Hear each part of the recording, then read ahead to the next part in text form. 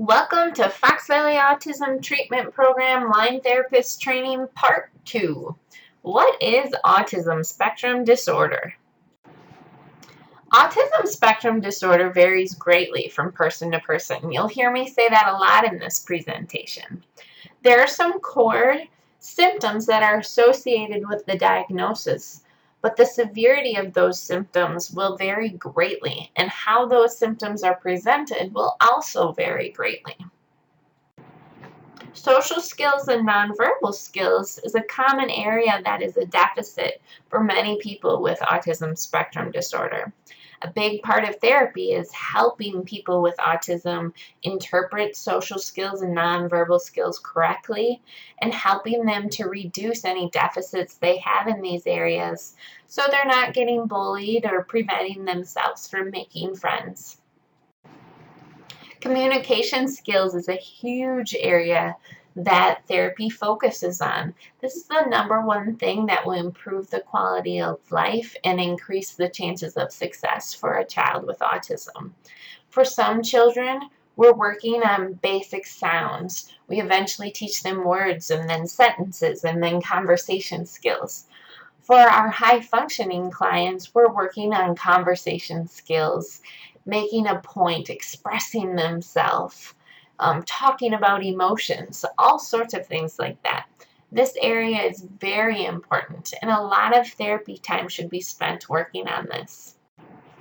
Repetitive behaviors and inflexibility is a common area that causes meltdowns or problem behavior for people with autism spectrum disorder. A big part of your job as a therapist is to help them cope with the stresses associated with breaking these patterns. We want to help our children be flexible and learn to limit their repetitive behavior to appropriate times. People with autism spectrum disorder often experience sensory different than the average person.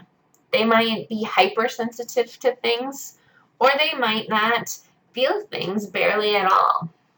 I had an adult with autism describe to me that he can't feel the boundaries of his body, so he's constantly seeking pressure because that makes him feel grounded and that makes him feel like he knows where his body is.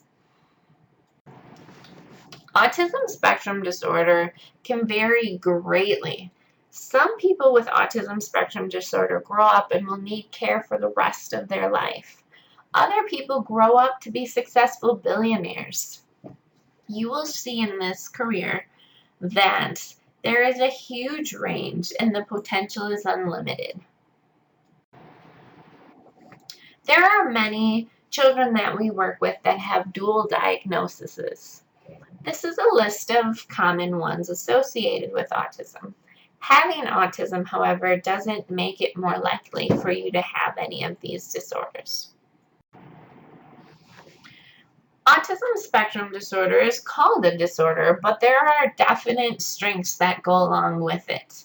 These strengths can be very employable. There are companies that actually recruit people with autism because they see these strengths.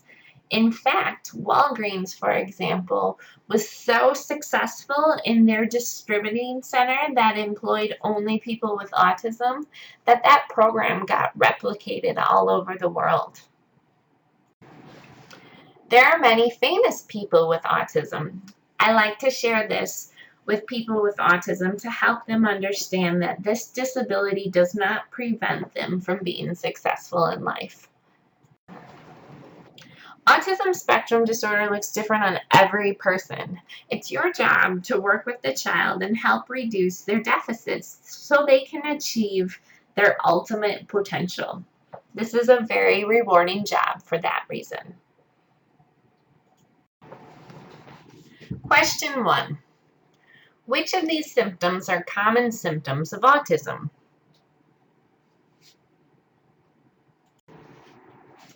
Common symptom of autism is social skill deficits. The other ones do not apply. Question 2. What works with one child will automatically work with the next child with autism? Each child with autism is so individual and so different. So we cannot assume that because it worked with one child, it will work with the next. Question 3. How common is autism? Due to increased diagnosing and awareness, autism rates are increasing. Question 4. What causes autism? There are many theories on what causes autism. Vaccines have been proven to not cause autism. People used to think poor or mean or cold parenting caused autism, and that's been proven to not be a cause. So right now what we know is that genetics seems to be a factor, but then there also seems to be some environmental triggers that could potentially contribute.